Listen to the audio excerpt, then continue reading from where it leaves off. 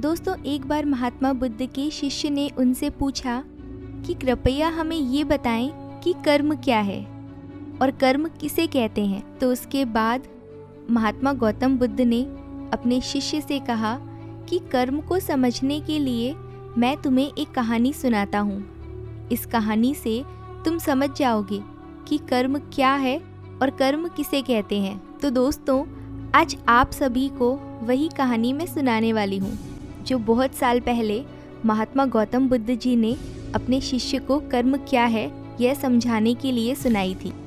तो दोस्तों, अगर आपको यह कहानी पसंद आए तो अपने दोस्तों के साथ इसे शेयर करना मत भूलिएगा। तो बिना देर के कहानी शुरू करते हैं। दोस्तों, बुलंद शहर का एक राजा था जो अपने मंत्री के साथ घोड़े पर बैठकर अपने राज्य का भ्रमण कर रहा था। राज्य का भ्रमण करने के बाद राजा एक दुकान के पास रुक गया और रुकने के बाद राजा ने मंत्री से कहा कि मंत्री जी, मालूम नहीं क्यों, लेकिन मुझे लगता है कि इस दुकानदार को कल की कल फांसी की सज़ा सुना दूं और मुझे इसे मृत्युदंड देने की इच्छा हो रही है। उसके बाद मंत्री जी राजा से इसका कारण पूछ पाते, इससे पहले राजा उससे आगे निकल गए। मंत्री ने इसका कारण पता करने के लिए अगली सुबह भेष बदलकर आम जनता का रूप धारण करके वो उसी दुकानदार के पास पहुँचे।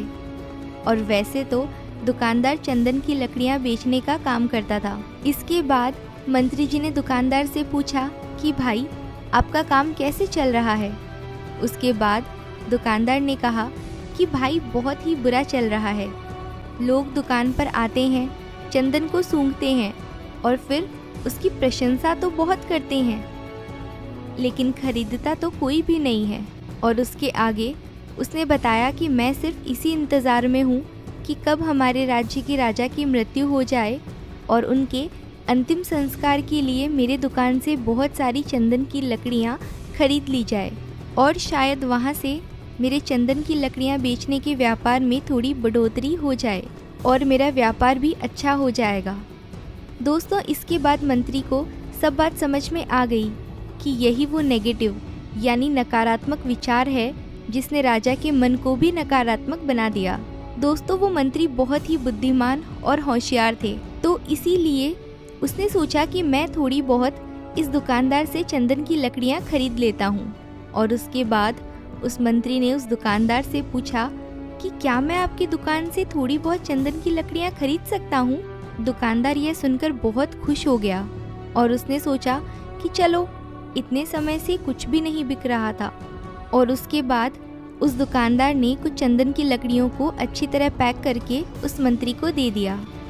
दोस्तों, उसके बाद मंत्री अगली सुबह राजा के दरबार में पहुंच गए और उन्होंने राजा से कहा कि राजा, वो जो दुकानदार है ना, उसने कुछ चंदन की लकड़ियां आपके लिए तोहफे के रूप में भेजी है।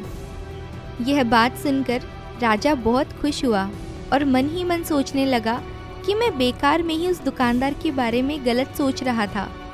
और उसने उन चंदन की लकड़ियों को हाथ में ले लिया और फिर उन चंदन की लकड़ियों को बहुत अच्छी तरह से सूंघ लिया। उनमें से बहुत ही अच्छी सुगंध आ रही थी। दोस्तों, राजा इसके बाद बहुत ही ज़्यादा खुश हुए और उसके बाद राजा ने अपने मंत्री के हाथों उस दुकानदार के लिए कुछ सोने के सिक्के भिजवा दिए। उसी आम जनता का रूप धारण करके मंत्री जी अगली सुबह दुकानदार के पास चले गए। उसने वह सोने के सिक्कों को उस दुकानदार को दे दिया।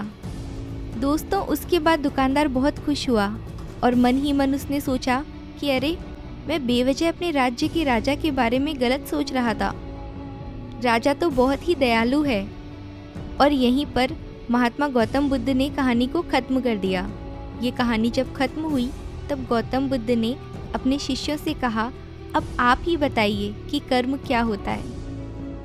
तब गौतम बुद्ध जी के सभी शिष्यों ने जवाब देते हुए कहा कि शब्द ही हमारे कर्म होते हैं और हम जो काम करते हैं वही हमारे कर्म होते हैं और जो हमारी भावनाएं होती है वही हमारे कर्म होते हैं।